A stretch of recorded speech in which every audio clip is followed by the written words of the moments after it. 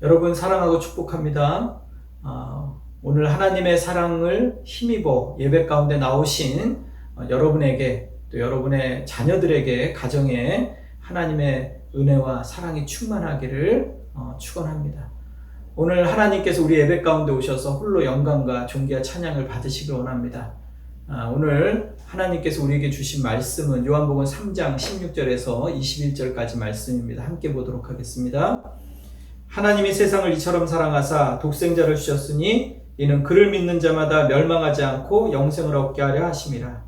하나님이 그 아들을 세상에 보내신 것은 세상을 심판하려 하심이 아니요 그로 말미암아 세상이 구원을 받게 하려 하심이라. 그를 믿는 자는 심판을 받지 아니하는 것이요 믿지 아니하는 자는 하나님의 독생자의 이름을 믿지 아니함으로 벌써 심판을 받은 것이니라. 그 정죄는 이것이니 곧 빛이 세상에 왔으되 사람들이 자기 행위가 악함으로 빛보다 어둠을 더 사랑한 것이니라.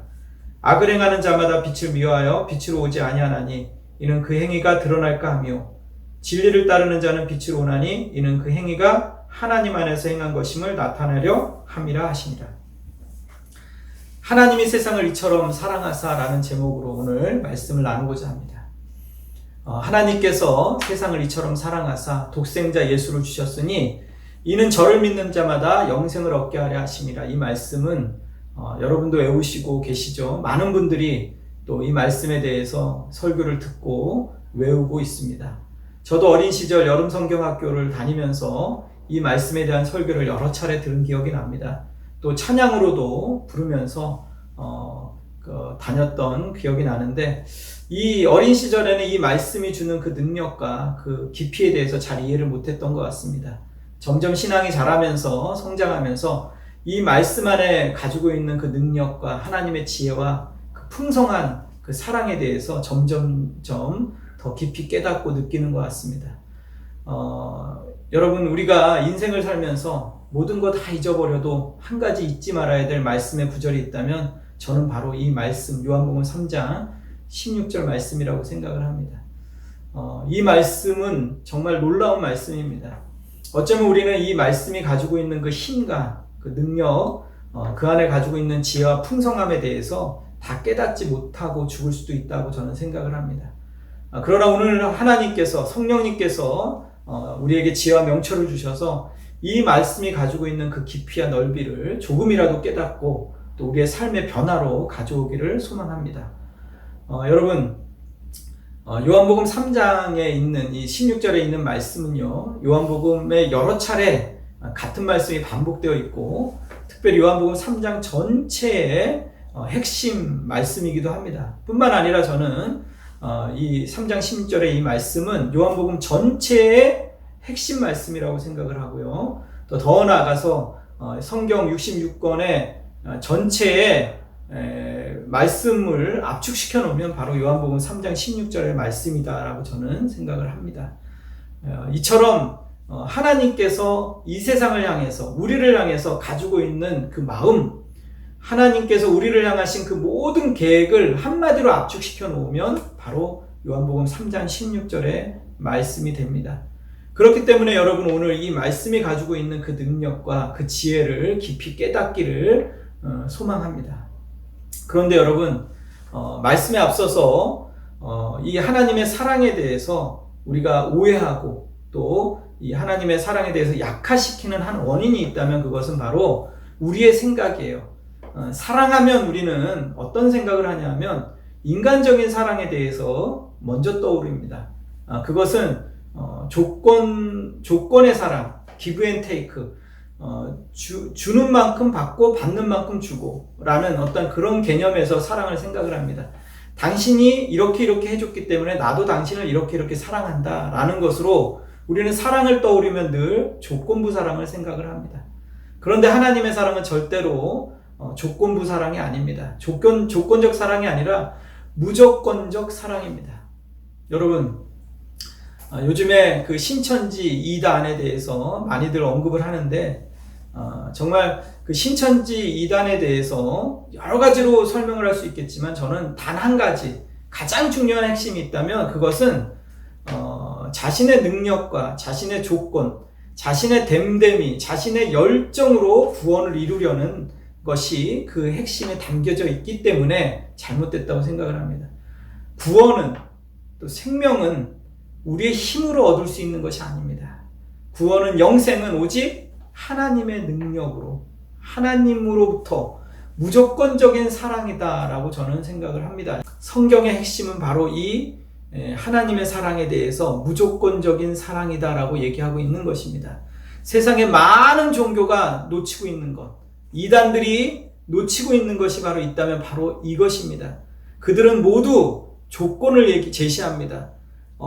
자신의 능력, 자신의 열정, 이러이러한 조건에 의해서 구원받을 수 있다라는 것으로 조건을 제시하는 것입니다.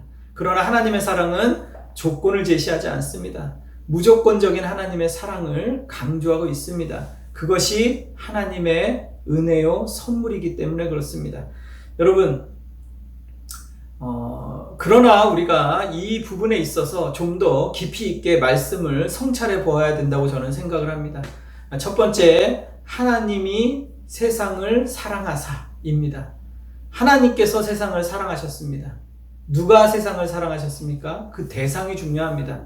만약에 나를 사랑하는 분이 계시는데, 사랑하는 사람이 있는데 그 사람이 사랑은 하는데 능력이 없고, 사랑은 하는데 아무런 힘도 없고, 아무런 어떤 그런 가지고 있는 것이 없는 상태에서 무조건 사랑한다, 그것만큼 부담되는 것이 없습니다. 그런데 여러분 생각해 보십시오. 누가 나를 사랑합니까? 바로 하나님이 나를 사랑합니다. 그 하나님이 누구신데요? 그 하나님은 바로 온 우주를 창조하신 창조주 하나님입니다. 하나님께서 온 우주를 창조하셨습니다. 그 하나님께서 그 능력으로 전지전능하심으로 나를 사랑하고 계시는 거예요. 창조주가 온 우주에 대해서 그 계획을 가지고 계시고 그 계획을 이루십니다. 그 능력으로 이루어 가시는 것입니다. 그렇기 때문에 하나님께서는 나를 향하신 계획도 가지고 계시고 나를 향하신 놀라운 계획을 지금 이루어 가고 계시는 것입니다. 여러분, 지금 생각할 때 나는 왜 이렇게 불행한가? 다른 사람은 다 잘 되는 것 같은데 나의 인생은 왜 이렇게 꼬이고 어렵고 힘든가? 점점 갈수록 정말 산처럼 문제들은 쌓여가고 난감하고 정말 살기 힘들 정도로 어려움이 겹겹이 쌓여온다, 사방에 우겨쌈을 당한다라고 생각하는 분이 있다면 다시 한번 이 말씀을 깊이 생각하시기 바랍니다. 하나님께서 나를 향해서 놀라운 계획을 가지고 계시다. 하나님이 나를 사랑하신다. 그런데 왜 나의 현실은 이렇게 여전히 어려운가? 여러분, 인생은요 퍼즐과 같습니다. 지금 현재 내가 내 인생에 여러 가지 이해할 수 없는 일들이 생긴다고 해서 하나님의 사랑이 멈추거나 여러분을 향한 선하신 계획이 중단된 적이 없습니다.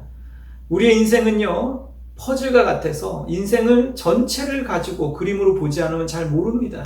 그 순간에는 고난인 것 같고 그 순간에는 정말로 어려움인 것 같지만 인생 전체를 놓고 보면 그 순간이 없었다면 내가 어떻게 됐을까?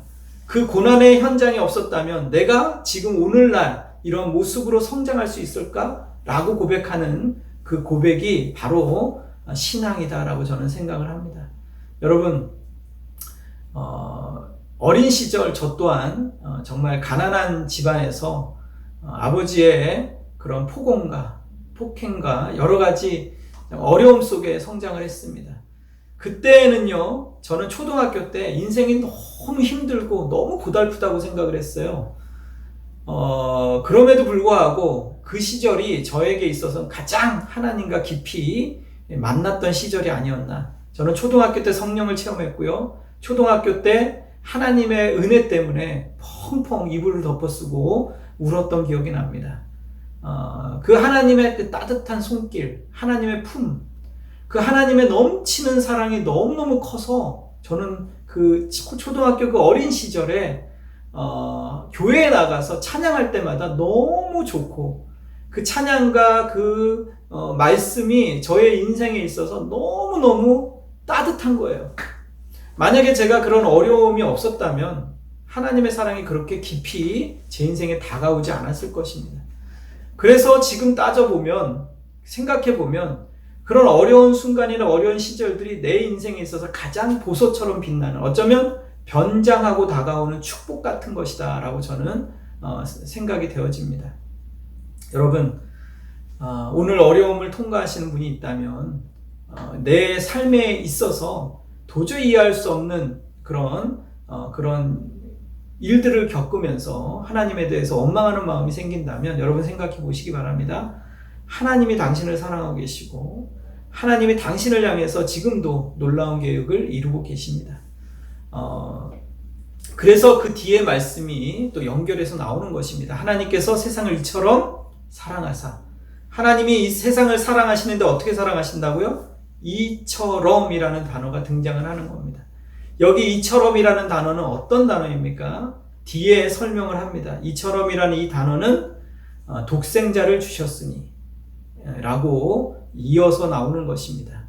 그 독생자를 주셨으니 이는 저를 믿는 자마다 영생을 얻게 하라 하심이라.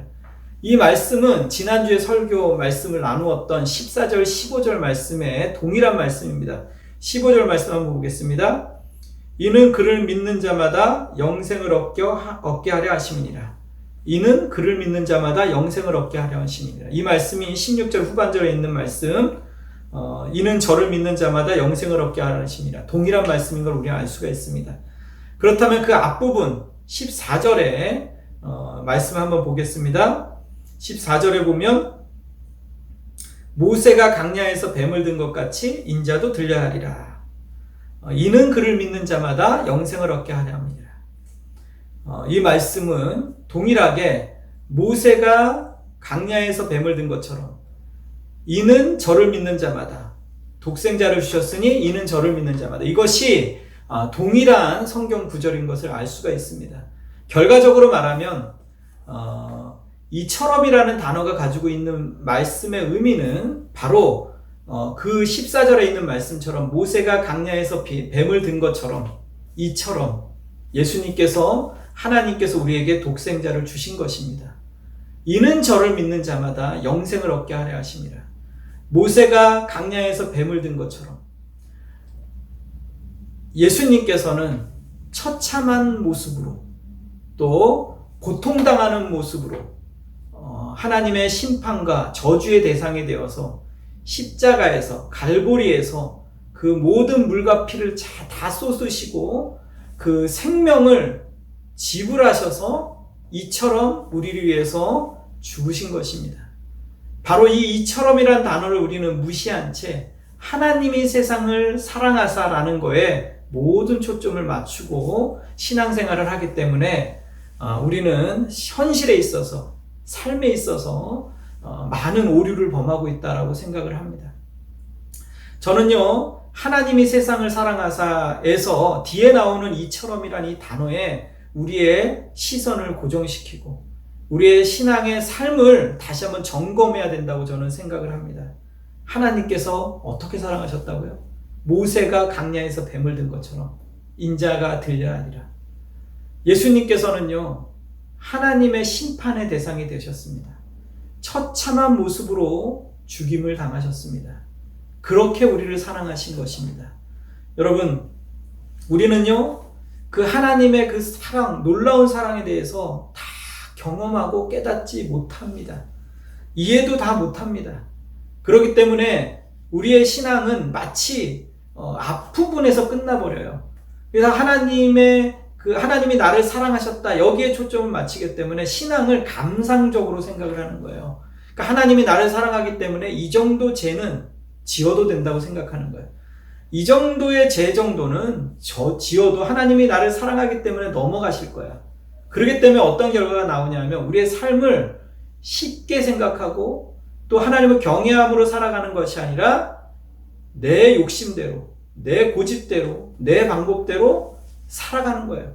그래 놓고 뭘 얘기하냐면 하나님은 친절하시고 하나님은 자비하시고 하나님은 사랑이 많으시기 때문에 다 용서하실 거야. 다 눈 감아주실 거야. 나의 불법도, 나의 이런 다른 사람을 향한 이 분노와 다른 사람을 향한 이 저주, 이러한 그 삶의 모습들도 다 용서가 될 거야 라고 생각하기 때문에 대충 신앙생활을 하는 것입니다. 여러분, 하나님의 사랑은요, 무엇에 근거하냐 하면 갈보리상에서 처참하게 고통을 당하신 예수님의 사랑에 근거하는 것입니다. 십자가에서 예수님이 우리를 향해서 대속의 피로 그 속죄의 피를 뿌려준 것에 근거해서 하나님이 나를 용서하시는 거예요. 어떠한 것도 하나님의 용서의 기반이 될 수가 없어요. 나의 노력, 나의 열정, 나의 어떤 태도가 기반이 되는 것이 아니에요. 나의 어떤 신앙적인 열심이 기반이 된다면 그것은 바로 나의 교만으로 가져올 겁니다. 신앙에 있어서 교만하게 될 거예요. 그 반대로 내가 열정이 사라지고 신앙에 대해서 아무것도 남지 않으면 뭐가 되겠어요? 자폭하게 되는 거죠. 그러니까 신앙이 늘 교만과 자폭을 왔다 갔다 하는 거예요. 우리의 신앙의 근거는 뭐가 되냐? 바로 우리 하나님께서 나를 용서하신 그 근거는 모세가 강야에서 뱀을 든 것처럼 하나님의 예수 그리스도의 그 골고다의 고통의 대가로 주어진다는 것을 늘 기억하셔야 되는 것입니다. 만약에 그 하나님의 그 용서의 기반이 다른 것이 된다면 그것은 다 기만이요 또 신성모독이 되는 것입니다. 그래서 하나님께서는요, 그 용서는요 속죄를 근거하고 있습니다. 하나님은 용서하시길 원하시는데 그 속죄를 근거했다는 건 뭐냐면 하나님의 거룩하심이 손상되지 않았다는 거예요. 우리를 용서하시면서 동시에 하나님의 거룩하심이 전혀 손상되지 않는 그 한 가지 유일한 방법은 바로 예수 그리스도의 십자가의 죽음인 것입니다. 이처럼 우리를 사랑하십니다.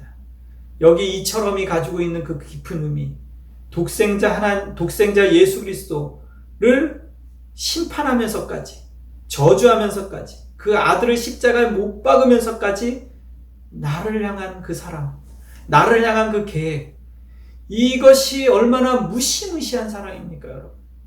이 사랑에 다시 한번 여러분 깊이 생각하시고 깊이 마음에 성찰하시기 바랍니다.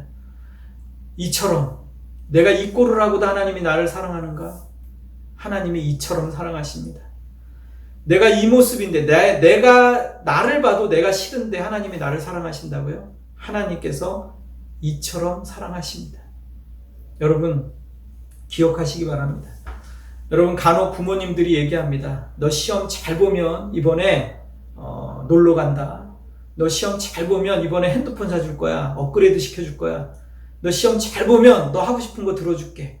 이렇게 얘기합니다. 그런데 너 시험 못 봤기 때문에 안 해주는 거야. 너 책임이다. 네 잘못이다. 이렇게 얘기해요. 조건을 내세우는 거죠.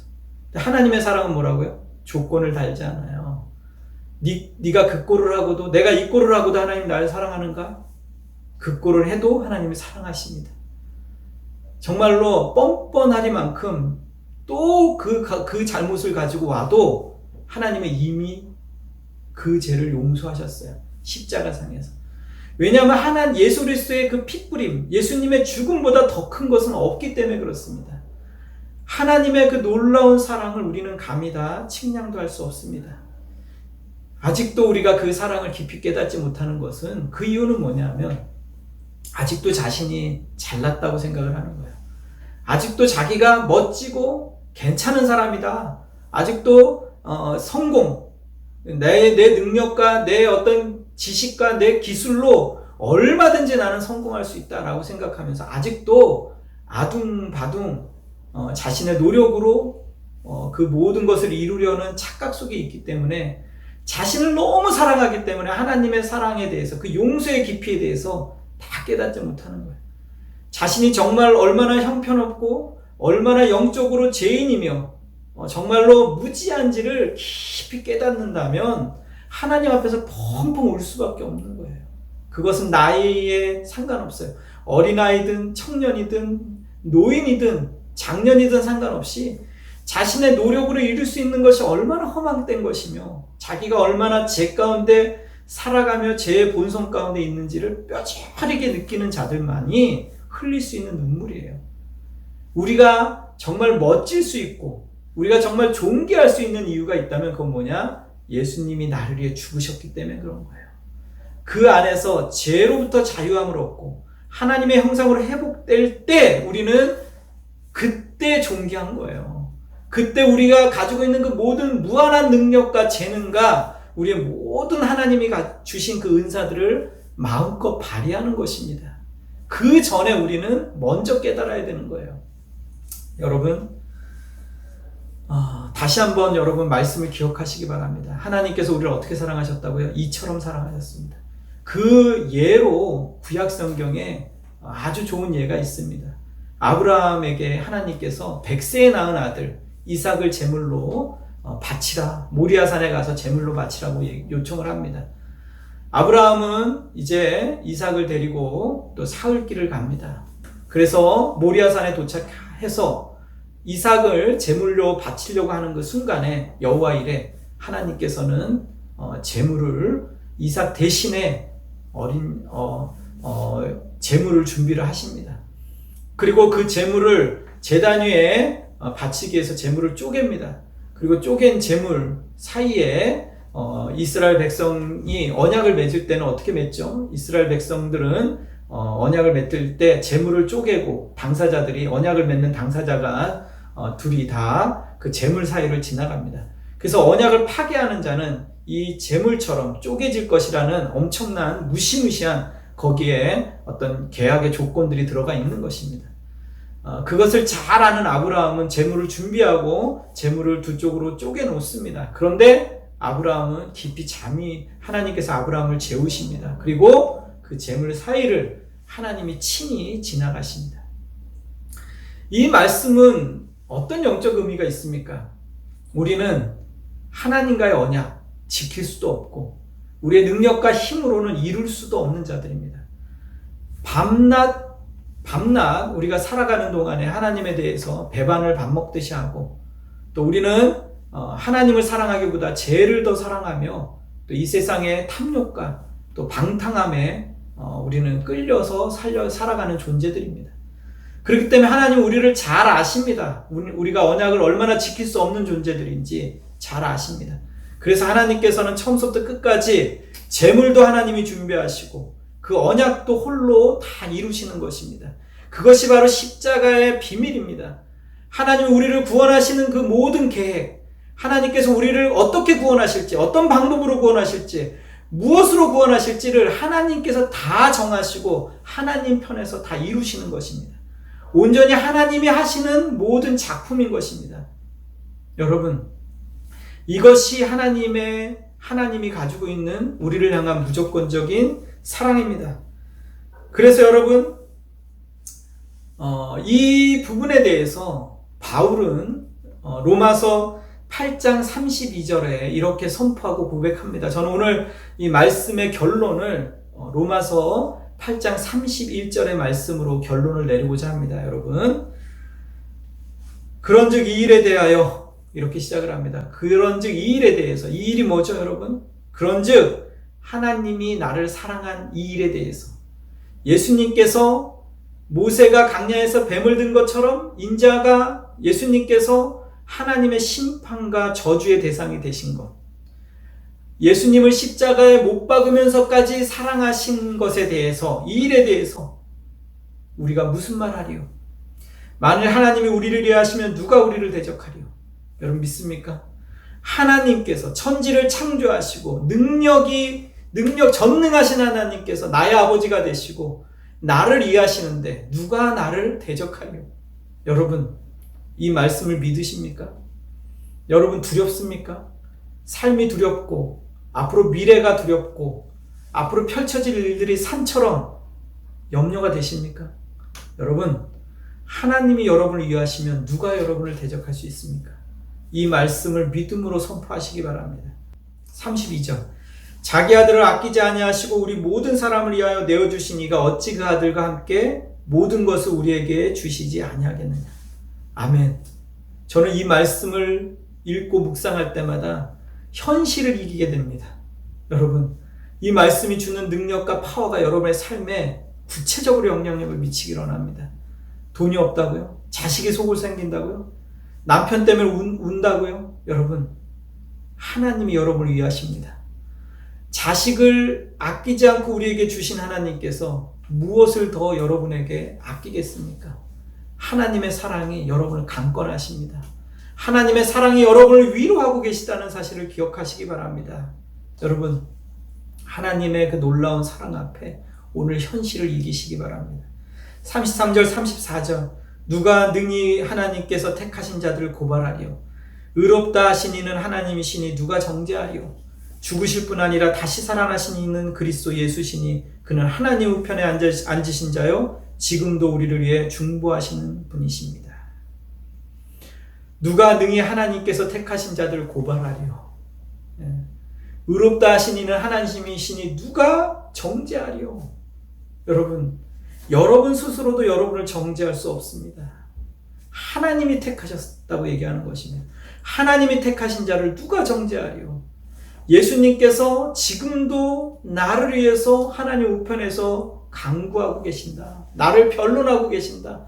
나를 위해서 나에게 생명의 길로 가게 하기 위해서 하나님의 그 계획 가운데 나아가게 하기 위해서 세상으로 가는 발걸음을 돌이키게 하기 위해서 하나님 뭐 하신다고 예수님께서요? 나를 위해서 지금도 중보기도 하고 계신다. 아멘. 하나님의 택하신 자, 하나님의 택하신 자를 누가 지키신다고 얘기하고 있습니까? 하나님께서 친히 그 능력의 팔로 지키고 계신다. 누가 고발하리요? 누가 정죄하리요? 여러분을 고소하는 그 고소, 여러분을 정죄하는 그 마귀의 정죄와 언수들의 정죄로부터 여러분 자유하시길 바랍니다. 35절은 이렇게 고백합니다. 누가 우리를 그리스도의 사랑에서 끊으리요? 거기 다시 한번 사도 바울은 선포하는 거예요.